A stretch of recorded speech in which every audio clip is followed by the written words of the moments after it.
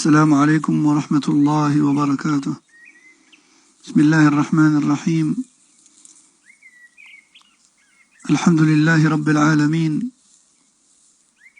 نحمده ونستعينه ونستغفره، ونعوذ بالله من شرور أنفسنا ومن سيئات أعمالنا. من يهده الله فلا مضل له، ومن يضلل فلا هادي له، وأشهد أن لا إله إلا الله وحده لا شريك له، وأشهد أن محمدا عبده ورسوله صلى الله عليه وعلى آله وسلم. يا أيها الذين آمنوا اتقوا الله حق تقاته ولا تموتن إلا وأنتم مسلمون. يا أيها الناس اتقوا ربكم الذي خلقكم من نفس واحدة، وخلق منها زوجها، وبث منهما رجالا كثيرا ونساء، واتقوا الله الذي تساءلون به والأرحام، إن الله كان عليكم رقيبا. يا أيها الذين آمنوا اتقوا الله وقولوا قولا سديدا يصلح لكم أعمالكم ويغفر لكم ذنوبكم، ومن يطع الله ورسوله فقد فاز فوزا عظيما. أما بعد، فإن أصدق الحديث كتاب الله، وخير الهدي هدي محمد صلى الله عليه وسلم، وشر الأمور محدثاتها، وكل محدثة بدعة، وكل بدعة ضلالة، وكل ضلالة في النار. أما بعد، معشر الإخوة والأخوات، وصلنا أمس إلى مسألة مهمة، وهي مسألة إفشاء المشاكل الداخلية في الخارج. فإن من أسباب تعظيم المشاكل إفشاؤها للخارج وتدخل هذا الخارج فيها.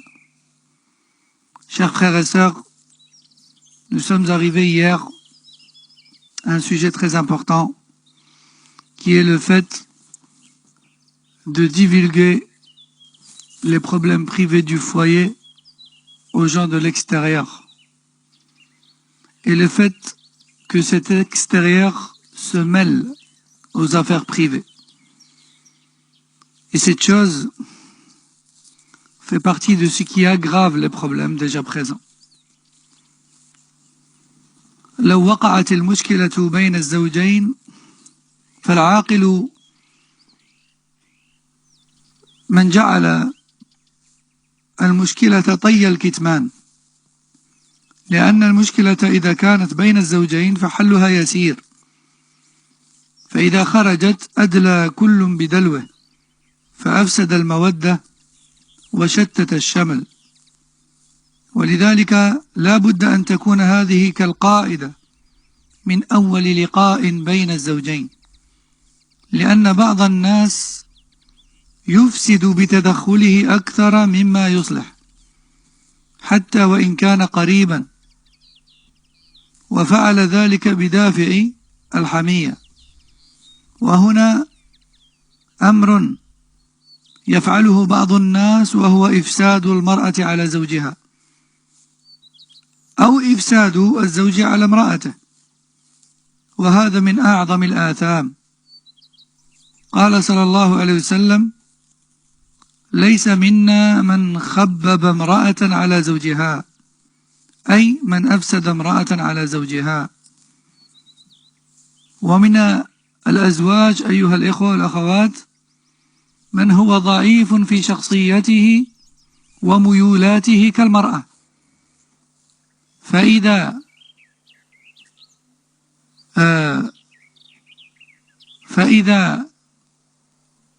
يعني دفعه دافع من الناس ضد امرأته تقبل ذلك وهجم عليها من أجل ذلك. وإلا فهذه صفة من صفات النساء غالبا، لكن قد يقع للرجل.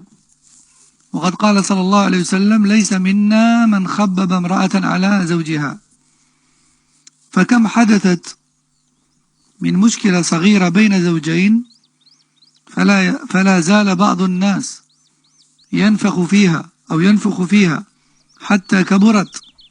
تأتي امرأة فتقول: لا تتنازلين، يفرض شخصيته عليك، وهكذا من الكلام المفسد حتى يدمر البيت.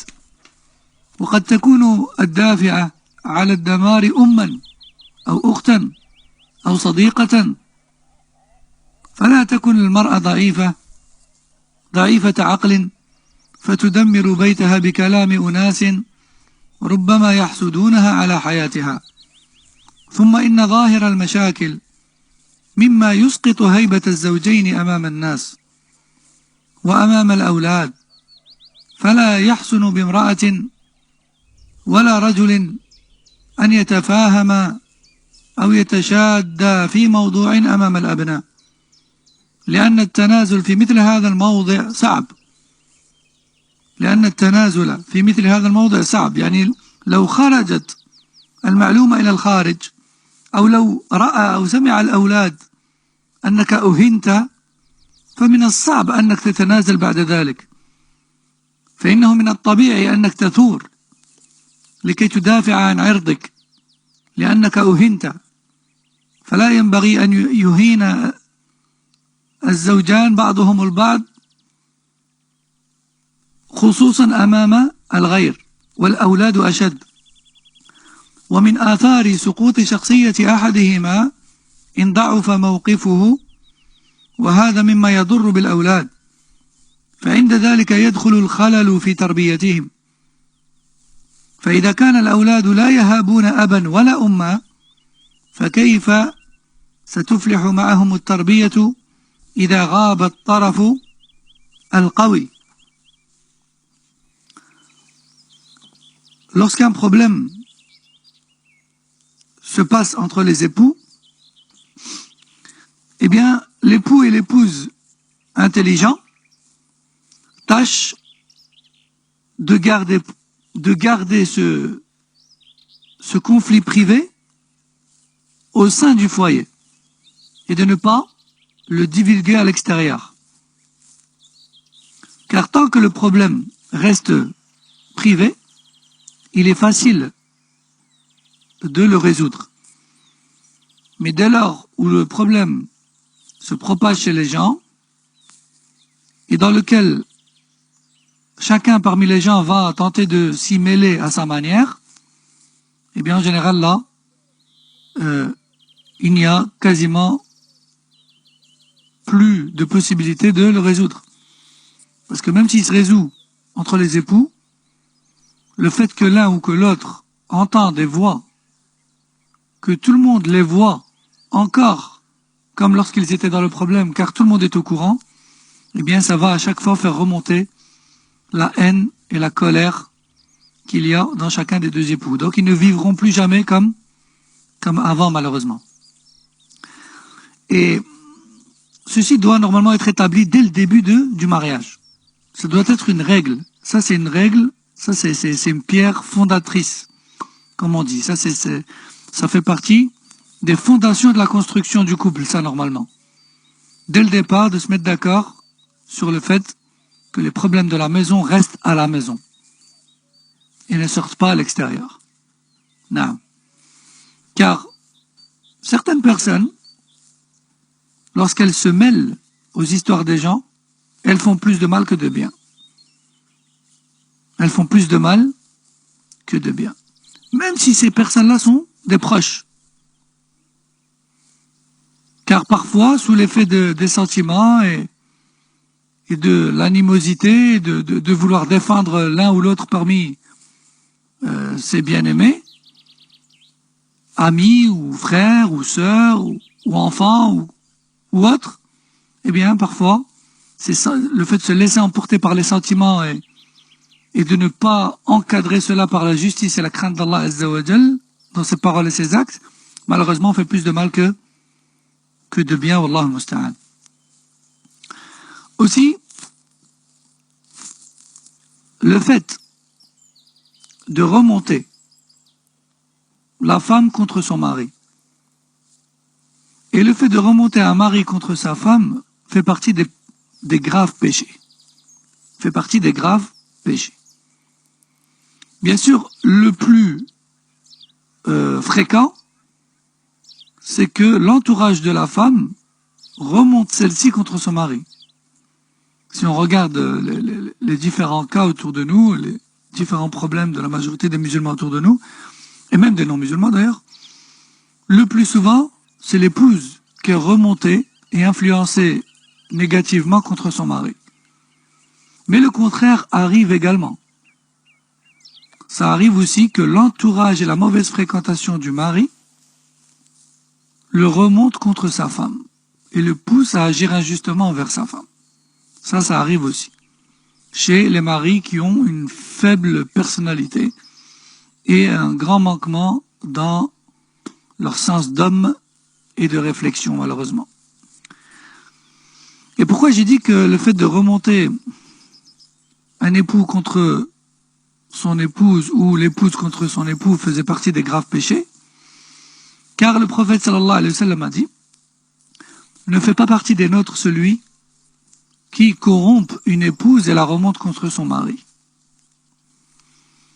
Et combien de petits problèmes ayant fait leur apparition dans les couples ont été divulgués aux gens qui ont à leur tour colporté ces problèmes privés jusqu'à les rendre énormes. Jusqu'à les rendre énormes. Parfois on entend certaines femmes de l'entourage de l'épouse lui dire, et ça c'est du concret, c'est du réel: ne te soumets pas à lui, ne le laisse pas t'imposer sa personnalité ou sa vision des choses, ne te laisse pas dominer, ne l'écoute pas dans tout ce qu'il dit, montre-lui que t'es pas à sa merci, montre-lui que tu ne feras pas tout ce qu'il veut, etc. Et ça, bien sûr, ça fait partie de la corruption et ça fait partie du fait de corrompre et de remonter une épouse contre son mari. Et le prophète sallallahu alayhi wa sallam s'est désavoué des personnes qui font cela. Et parfois, les personnes qui influencent cette épouse sont malheureusement, je dis bien malheureusement, leur propre maman ou sœur ou amie. Alors vous, les épouses, tâchez de ne pas être si faibles dans vos têtes, gardez votre intelligence de femme et ne détruisez pas vos foyers par la cause de paroles de personnes extérieures qui, dans le fond, vous jalousent. Qui, dans le fond, vous jalousent. Non. Ne soyez pas naïfs. Et puis, de toute manière, le fait d'extérioriser vos problèmes, de faire sortir vos problèmes de la maison, cela va malheureusement faire diminuer de votre prestance et de votre honneur aux yeux des gens. Non. Et pire encore lorsque cela est dévoilé devant les enfants. En effet, il n'est pas correct à ce que l'homme et la femme se disputent devant les enfants. Pourquoi? Car, premièrement, le fait d'être humilié et déshonoré devant les enfants, que ce soit l'homme envers la femme ou la femme envers l'homme, naturellement, ça nous touche au plus profond. Et il est très difficile de faire profil bas alors qu'on vient d'être humilié devant autrui et encore pire devant sa chair. Donc il est très difficile à ce moment-là de faire profil bas et de faire comme si de rien n'était. Ce qui veut dire que la dispute il est fort possible que la dispute ne fera que s'envenimer. De un.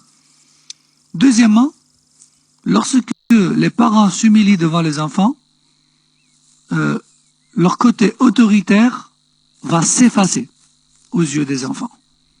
Il va s'effacer. Ça veut dire que les enfants vont grandir en ne craignant plus l'autorité du père et de la mère. Ce qui veut dire qu'ils vont beaucoup plus facilement dérailler et dévier de l'éducation correcte que vous leur donnez. Pourquoi? Car il n'y aura plus de présence autoritaire, crainte au sein du foyer. Et ça arrive très très souvent malheureusement. Très souvent. Parfois, certains parents disent oui, mais moi j'ai tout fait pour que mes enfants soient bien éduqués. J'ai toujours été strict, j'ai toujours été carré, je les ai jamais laissés sortir pour aller n'importe où, etc. Puis en fait, lorsque tu grattes un peu et que tu discutes un peu plus longuement, tu découvres tout simplement qu'en fait, ce père, eh bien, il a donné l'occasion à ses enfants de voir tout au long de leur vie leur mère humiliée, et de ce fait leur mère répliquait à leur père en l'humiliant aussi devant eux, par des insultes ou autres. Ce qui fait dire que les enfants, naturellement, ils n'ont pas c'est pas volontaire, c'est naturel. L'autorité de leurs parents s'est effacée à leurs yeux. Et puis après, les mauvaises fréquentations, etc., en l'absence de toute crainte et en l'absence de toute autorité à leurs yeux, voilà qu'ils ont dévié. Aussi, un autre exemple qui me revient en tête, c'est ça c'est par rapport à la mauvaise influence sur certains époux et épouses. Il me revient en tête l'histoire d'une sœur qui est venue en pleurs et en détresse frapper chez moi à la maison. Elle avait fui de son mari et elle demandait de l'aide. Et en fait, cette sœur avait fui des coups de son mari qui l'humiliait et la frappait devant ses enfants. Et lorsque on a essayé donc d'intervenir pour venir en aide à cette famille, on a découvert également que non seulement le mari était mal influencé envers sa femme, mais également cette femme aussi provoquait son mari, etc., parce qu'elle était mal influencée envers lui. Parce que on s'est rendu chez ces personnes pour calmer les choses, on a découvert quoi? On a découvert que le tuteur de la sœur était absent et que autour d'elle, il n'y avait que ses sœurs et ses copines. Qui voulait à tout prix appeler la police, qui voulait à tout prix aller déposer plainte, qui voulait à tout prix appeler des gens pour venir frapper le mari. Et au final, en fait, c'est une mauvaise influence qu'il y avait des deux côtés. Et ce foyer était à deux doigts de l'écroulement, tout simplement. Mais alhamdoulilah, on a essayé tant bien que mal de calmer les choses et de forcer ses sœurs et ses copines à rentrer chez elles, à maintes reprises, parce qu'elles refusaient. Et on a forcé ce couple à rester dans leur foyer, quitte à ne pas se parler, et on a appelé le tuteur. Alhamdulillah, il est arrivé donc dans le pays quelques jours après à peine. Alhamdulillah, tout est rentré dans l'ordre, grâce à Allah, puis à l'expérience et à la maturité de ces personnes anciennes. Alhamdulillah, ce couple aujourd'hui se porte très bien et a même eu encore des enfants depuis lors. Alhamdulillah. Donc, du côté de l'épouse, il y avait des sœurs, il y avait des copines, il y avait même des frères de sang qui avaient tenté de se mêler et avaient fait beaucoup plus de dégâts que de bien. Et du côté de l'homme, pareil. Wallahu al-musta'an. Donc, comme pour vous dire que c'est pas juste de la théorie, c'est du réel, malheureusement. Wallahu al-musta'an. طيب. أيضا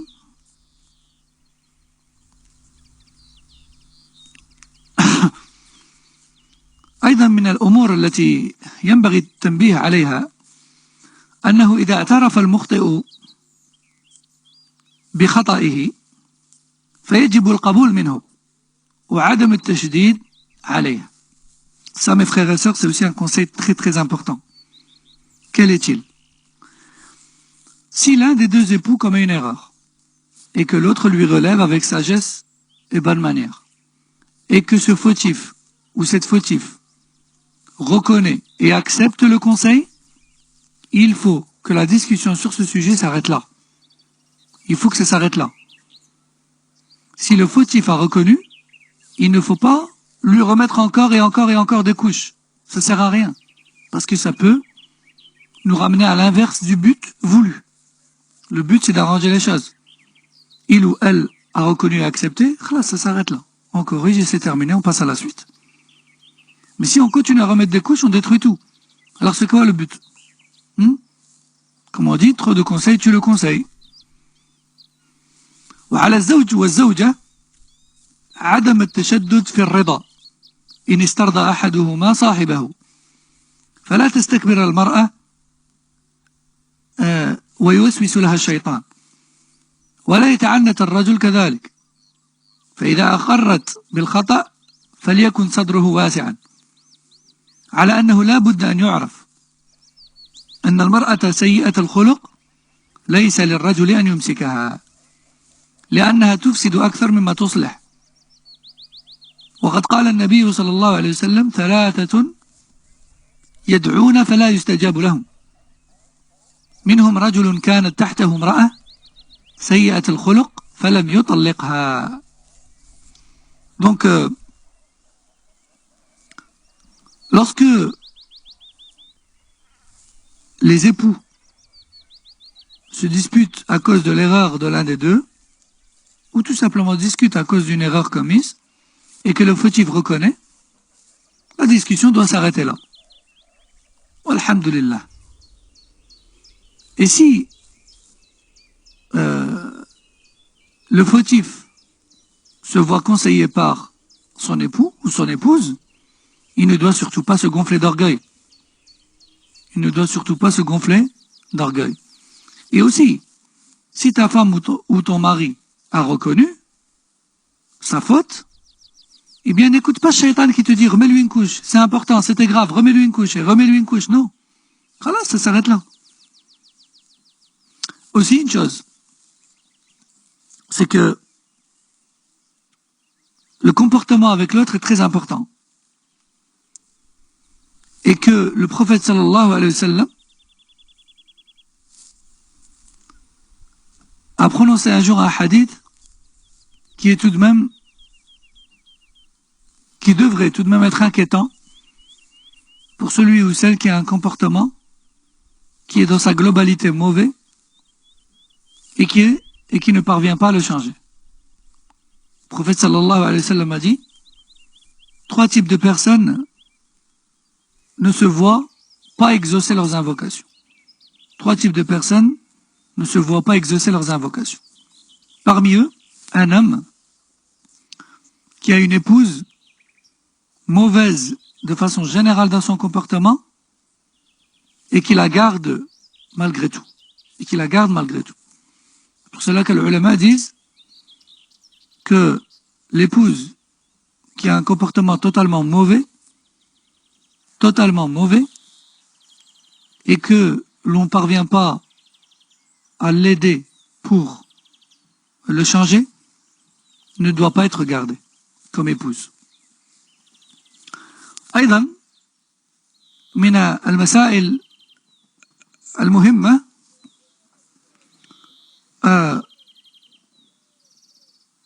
أو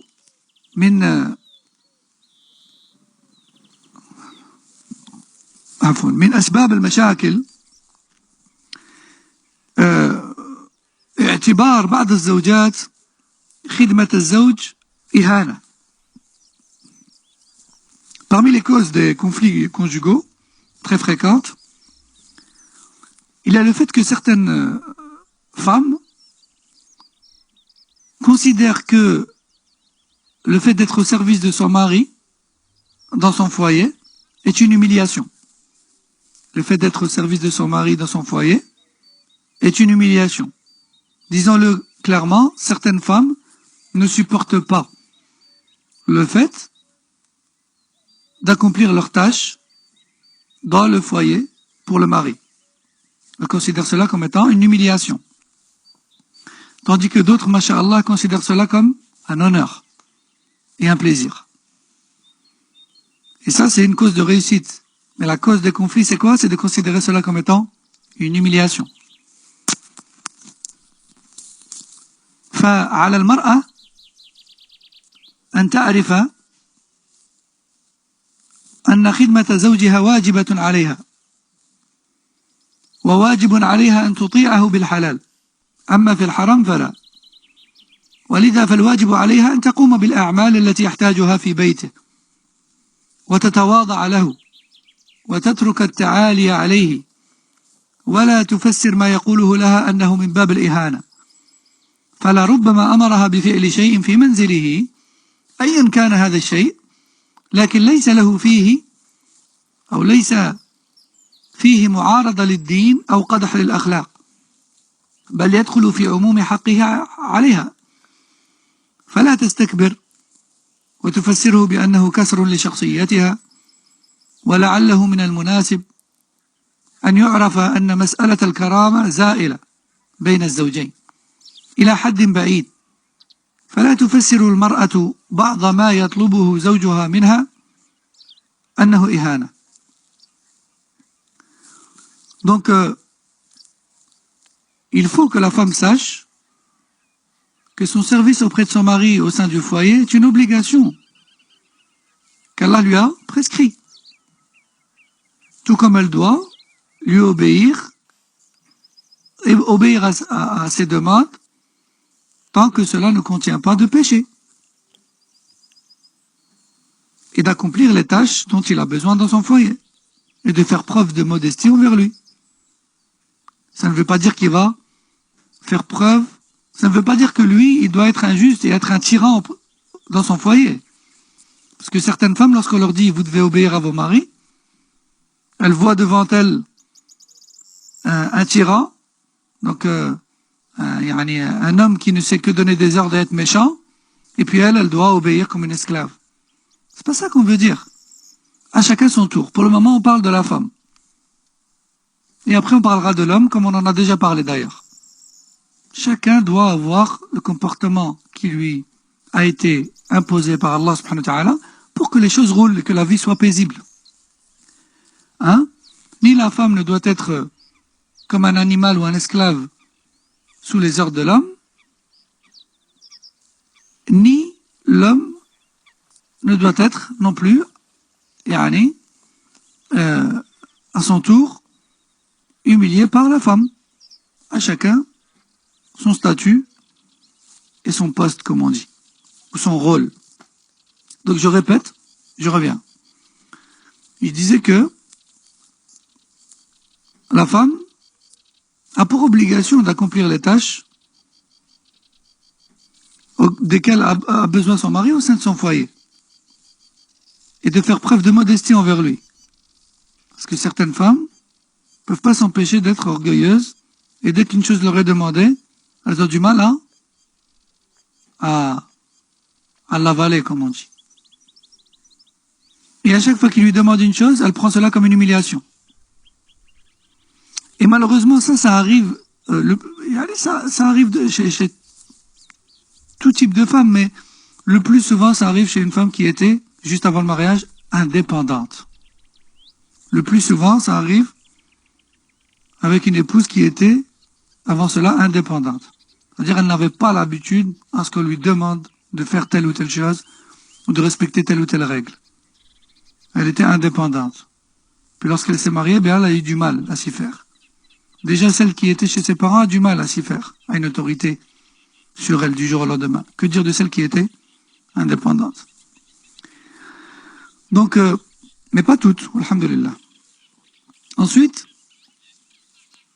tant que la demande de ton mari ne va pas à l'encontre de la religion ni des comportements dignes, alors, tu te dois de le faire. Tu te dois de le faire car cela fait partie de son droit général sur toi. Naam. Certaines femmes, parfois, elles viennent et elles disent « Mon mari m'a interdit de faire telle chose. » Pourtant, c'est pas haram. Pourtant, c'est pas haram. Non, d'accord, cette chose, c'est pas haram. C'est vrai qu'à la base, tu peux le faire, c'est pas haram. À la base, tu peux le faire, c'est pas haram. Mais là, la situation est particulière. C'est que tu es marié, et tu as un mari. Et ce mari a une autorité qu'Allah lui a donnée sur toi, et il se réserve le droit de t'interdire une chose, même si à la base, elle est halal.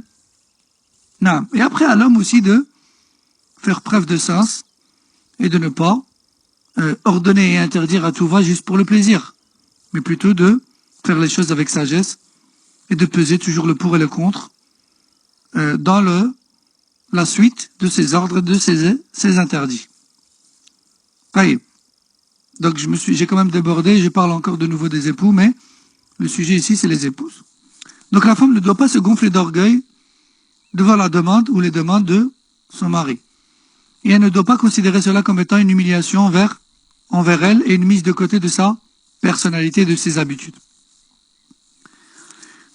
D'ailleurs, entre les époux, il ne doit pas exister de fierté. Entre les époux, la limite de la fierté, elle est très très loin. On partage la vie ensemble. Il n'y a pas de fierté. Il n'y a pas de fierté. Tu es là, dans la plus difficile de mes situations, et tu es prête à faire tout et n'importe quoi dans les limites de l'autoriser et de tes capacités, et vice-versa. Pareil pour moi. Donc il n'y a pas de fierté, il n'y a pas d'honneur, il n'y a rien d'humiliant entre nous. On ne forme que un. Le couple ne forme que un. طيب. أيضا من أسباب المشاكل وعدم الفلاح إرادة السيطرة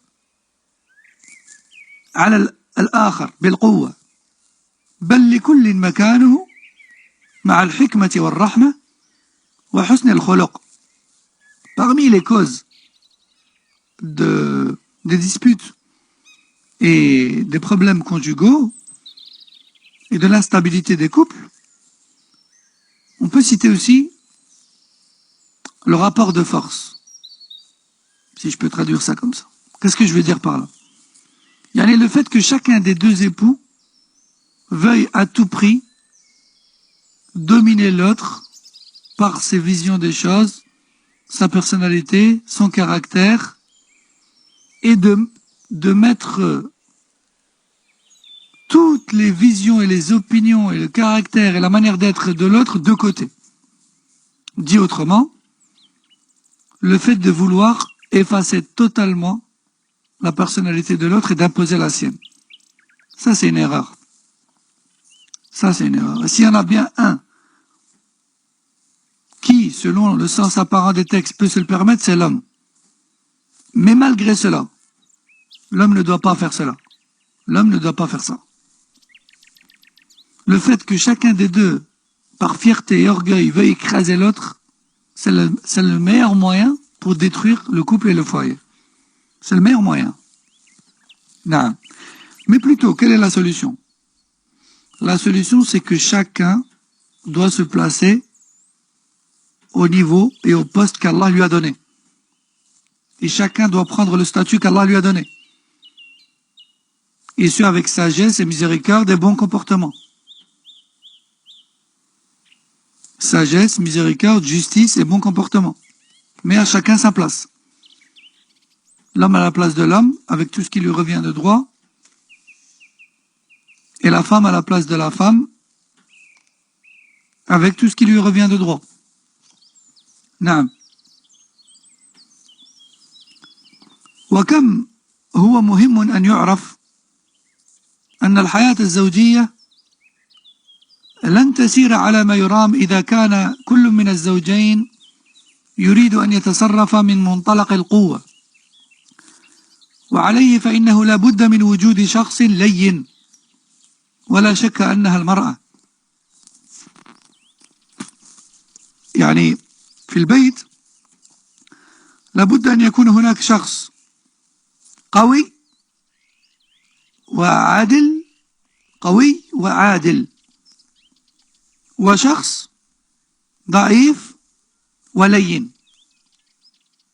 شخص قوي وعادل زائد شخص ضعيف ولين حتى تسير الأمور على ما يرام. فإن كل عاقل ولا شك أن الشخص اللين لابد أن تكون المرأة، لابد أن يكون هو المرأة. فإن كل عاقل يعرف أن لين الرجل وقوة المرأة يعتبر إيذانا بهدم بيت الزوجية. لا يمكن للنجاح الزواج، في نجاح الزواج ينبغي أن لا تعكس الأدوار، وأيضا لا ينبغي أن تكون القوة للمرأة واللين للرجل. لماذا؟ لأن المرأة لها ميولات وشعور يعني المرأة حساسة للغاية، فمن الصعب عليها أن تكون عادلة إذا كانت قوية. فالمرأة هي الضعيفة اللينة، ويجب أن يكون معها رجل قوي لكن عادل. فالرجل القوي العادل التقي مع المرأة الضعيفة اللينة التقية أيضا. فلا تسير الحياة الزوجية إلا برجل قوي وامرأة تعرف أنها أنثى ضعيفة.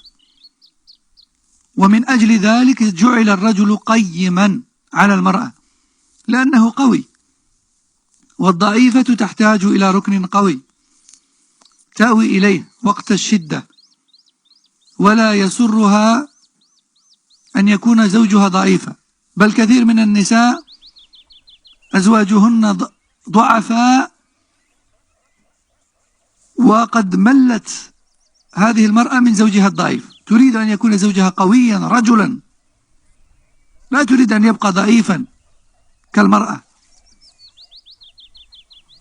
لذلك لا يسر المرأة المؤمنة أن يكون زوجها ضعيفا، لا يقيم عجزها ولا يسد حاجتها. إذا وقع لها شيء فلا يدافع عنها ولا يؤويها.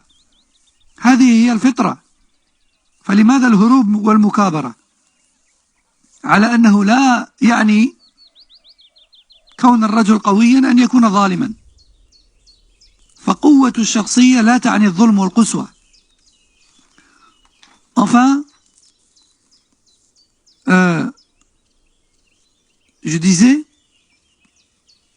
il faut absolument savoir et comprendre que dans un couple, il faut absolument qu'il y ait une personne forte et juste,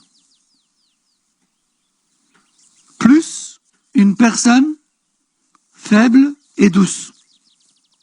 Je répète, un couple doit absolument être composé, un couple dont les probabilités de réussite sont élevées, doit absolument être composé d'une personne forte et juste. Pas juste forte, car avec la force, elle pourrait être injuste. Forte et juste. Plus une personne faible et douce. Et les deux doivent être pieux, bien sûr, pour respecter les règles d'Allah. Je répète une dernière fois, une personne forte et juste. Plus une personne faible et douce. Et nul doute que la personne faible et douce ne peut être autre que la femme. Parce que le couple dans lequel c'est la femme qui est forte, qui a la force et la dominance, est un couple menacé. Car comme on a déjà dit plusieurs fois, ce n'est pas un défaut chez la femme, mais plutôt une nature qu'Allah a mis en elle et sans laquelle on ne peut pas vivre. Quelle est-elle cette nature?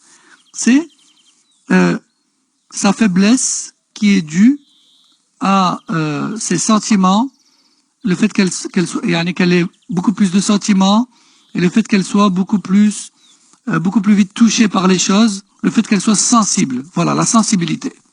La femme est beaucoup plus sensible que l'homme.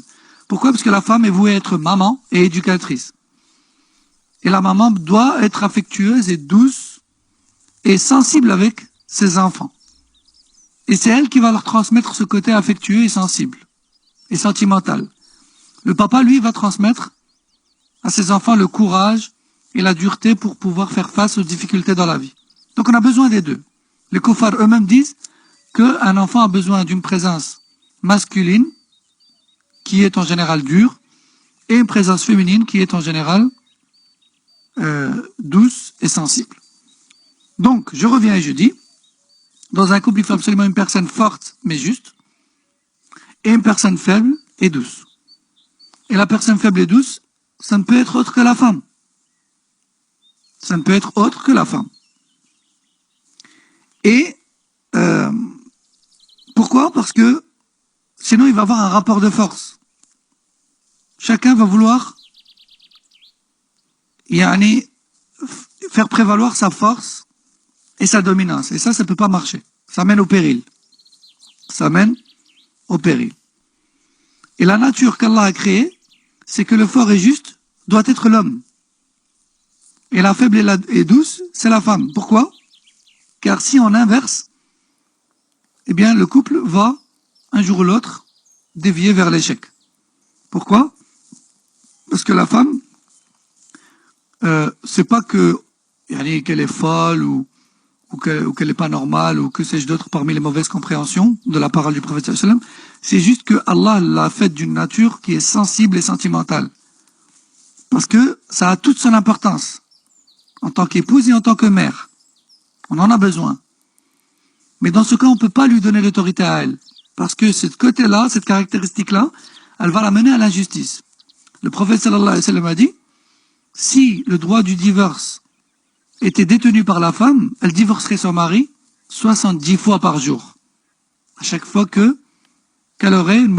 passerait par une mauvaise humeur ou à chaque fois qu'elle réagirait mal à l'une ou l'autre chose.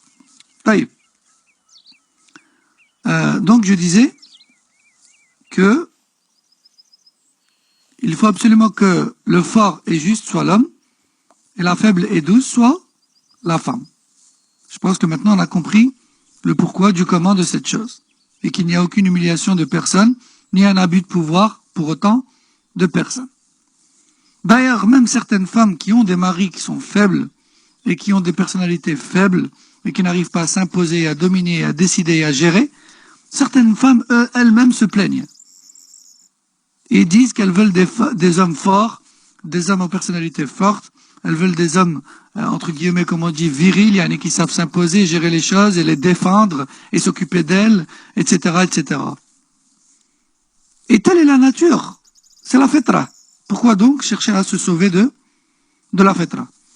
Et ce point-là, je le clôture en disant ou en rappelant et en répétant que la dominance et la force de l'homme ne riment pas avec injustice et droit de tout faire. Plutôt, s'il est vraiment fort, il doit joindre à cela la justice. C'est pour ça que j'ai dit fort et juste et pieux. Plus une personne faible et douce et encore une fois pieuse. La piété doit absolument se trouver chez les deux. C'est pour ça que pour l'homme, le prophète sallallahu alayhi wa sallam a dit, s'il vous vient un homme dont vous agréez la religiosité et le comportement, mariez-le. Et pour la femme, elle a dit, opte plutôt pour celle qui a la religion si tu ne veux pas être perdant en fin de compte. نأتي الآن إلى بعض النصائح للأزواج. نأتي الآن إلى بعض النصائح للأزواج. Voici maintenant quelques conseils pour les époux. Je vais commencer par les conseils pour les maris.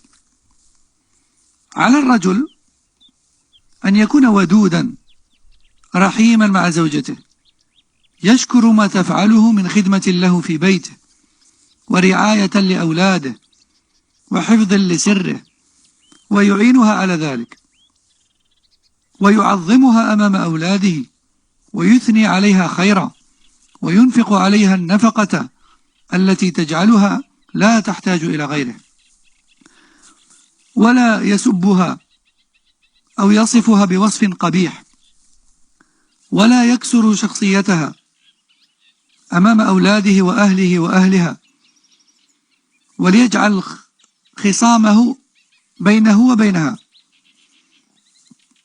وقد سئل النبي صلى الله عليه وسلم: ما حق الزوجة أو ما حق زوجة أحدنا عليه؟ فقال صلى الله عليه وسلم: أن تطعمها إذا طعمت، وتكسوها إذا اكتسيت، ولا تضرب الوجه، ولا تقبح، ولا تهجر إلا في البيت. وليعلم أن كرامتها من كرامته، فكيف يكون هو من يهينها؟ وعليه أن يحسن المعاشرة بالمعروف، فيقومها على طاعة الله، ويمنع عنها كل ما يخدش حياءها قولا وفعلا، لأنها هي التي ستربي الأبناء فتكون قدوة لأبنائها في غيابه، وأكثر من يخالطهم. وعليه أن يوقرها أمام أولاده حتى يهابونها ويوقرونها، لأنه إذا كسر شخصيتها عصاها الأبناء، وعند ذلك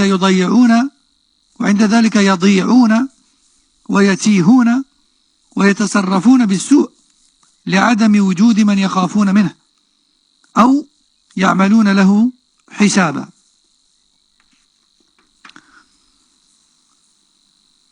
Le mari se doit d'être wadoud, lui aussi. C'est-à-dire de chercher après tout ce qui plaît à son épouse et de l'accomplir dans la mesure du possible. Aussi, il doit être miséricordieux envers elle. Il doit être miséricordieux et facile à vivre. Et ne pas relever au moindre détail, de s'accrocher au moindre détail. Et subhanallah, personne n'est parfait. Toi-même, tu n'es pas parfait alors que tu es un homme. Que dire d'elle? Que le prophète sallallahu alayhi wa sallam a dit de patienter avec elle, car la femme est créée à partir de la côte, d'une côte parmi les côtes de Adam. Et une côte, ce n'est pas droit, c'est courbé. Et il a dit alayhi salatu salam, si tu laisses cette côte courbée, c'est-à-dire si tu la laisses avec tous ses défauts, sans exception, elle va continuer à se courber. Donc il faut limiter quand même. Et on limite comment? On corrige les défauts les plus graves. Mais si tu la forces pour la redresser, cette côte, tu vas la casser. Et la casser, c'est la divorce. C'est-à-dire si tu cherches toujours à tout parfaire, et à en faire, si tu cherches à faire de ton épouse une hawr al-ayn, eh bien sache que tu vas un jour ou l'autre la perdre. Tu n'y arriveras pas. Parce qu'elle n'est pas, elle fait pas partie de hawr al-ayn. Et elle n'est pas encore fait l'akhira pour être parfaite. Elle est fait dunya pour l'instant. Donc d'être miséricordieux envers elle. Tu te dois d'être miséricordieux envers elle. Et aussi, de complimenter ce qu'elle fait de bien dans ton foyer et avec tes enfants, dans son éducation, et aussi de ne pas divulguer ses secrets et de l'aider dans les tâches lorsque tu le peux, et surtout de lui donner beaucoup d'importance et de respect devant les enfants et de la vanter devant les enfants et de dépenser pour elle dans ce dont elle a besoin, et de lui procurer tout ce dont elle a besoin dans les limites de tes capacités, de sorte à ce qu'elle n'ait pas besoin de autre que toi. Après Allah subhanahu wa ta'ala, bien sûr. Tu ne dois pas l'insulter, ni la décrire avec des mauvaises qualifications. Et tu n'as pas le droit de la vexer et de lui briser le cœur, et encore pire devant les enfants, et devant ta famille, et devant sa famille à elle. Et si tu as un désaccord avec elle, alors tu n'en parles qu'entre toi et elle, et personne d'autre. Le prophète sallallahu alayhi wa sallam a été questionné quel est le droit de nos épouses sur nous. Il a dit, alayhi salatu salam, c'est que vous les nourrissiez lorsque vous mangez. Et que vous les vêtissez lorsque vous vous vêtissez. Et de ne pas la frapper au visage. Et de ne pas la critiquer. Et de ne pas la boycotter en période de graves disputes, si ce n'est dans le foyer. Et si vraiment elle mérite d'être boycottée, car elle a fait quelque chose de grave et qu'elle ne s'est pas corrigée, alors cela se restreint au foyer. Parce que si tu te détournes de ta femme et tu lui adresses pas la parole, et tu ne le calcules pas même en dehors de la maison, tout le monde va le remarquer. On reviendra à l'erreur de tout à l'heure qui est de divulguer les problèmes privés. Et ce hadith est une preuve sur cette règle-là. Aussi, cher frère, sache que toi et ta femme, vous ne faites que un, comme j'ai dit tout à l'heure. Et le fait de l'humilier, en l'humiliant, tu es en train de t'humilier toi-même. Toi et ta femme, vous ne faites que un. Et de vous découle une descendance. Vous ne faites que un. Si l'un humilie l'autre, il s'est humilié également. Et est-ce que c'est concevable de s'humilier soi-même? Donc il faut se faire facile à vivre, il faut se comporter correctement. Et aide ta femme à l'obéissance d'Allah tabaraka wa ta'ala. Aide-la. Parce que tu vois qu'elle n'est pas motivée pour prier, motive-la. Parce que tu vois qu'elle a prié son obligatoire, elle a le temps, mais qu'elle n'est pas motivée pour faire la surrogatoire, motive-la. Dis-lui, fais la surrogatoire, tu auras telle et telle récompense. Hein? Parce que tu vois que elle n'arrive pas à prier, par exemple après l'Aïcha, motive-la, dis-lui, viens, on va faire quelques prières nocturnes ensemble. Parce que tu vois qu'elle n'arrive pas à jeûner, dis-lui, viens, on jeûne ensemble. Par exemple, motive-la. Lorsque tu vois qu'elle n'arrive pas à lire le Coran, parce qu'elle n'a pas une seconde avec les enfants, occupe-toi d'eux. Pendant un quart d'heure, 30 minutes, 1 heure. On va faire un tour avec eux. Hors confinement, bien sûr. Hein. Petite blague à part. Comme ça, elle peut lire le Coran. Etc. Aussi, tu te dois de donner un grand respect à ta femme devant tes enfants. Et de leur faire ressentir son importance et son autorité au sein du foyer. Parce que la femme, elle est princesse et même reine au sein de son foyer. Tout ce qui concerne l'intérieur du foyer, elle en est la gouvernante, si je peux dire ça comme ça. Amiratu baytiha. Elle est la princesse de la maison. Et donc, il faut absolument conserver ce statut et cette autorité qu'elle a. Si tu la respectes devant les enfants, et tu leur montres l'importance qu'elle a, et le droit de décision qu'elle a dans les choses, eh bien ils vont la respecter aussi. Et ils vont naturellement considérer son autorité dans l'éducation. Mais si tu l'humilies devant eux, elle n'aura plus aucune mainmise dans leur éducation. Et tu te seras fait du tort à toi-même. Non. On va s'arrêter ici, Inch'Allah ta'ala, pour aujourd'hui. Il nous restera une dernière conférence demain qui durera beaucoup moins longtemps, Inch'Allah. Donc, subhanakallahumma wa bihamdik, ashhadu an la ilaha illa ant, astaghfiruka wa atubu ilayk. Sallallahu sallam ala nabina Muhammad wa ala alihi wa sahbihi ajma'in. Assalamu alaikum wa rahmatullahi wa barakatuh.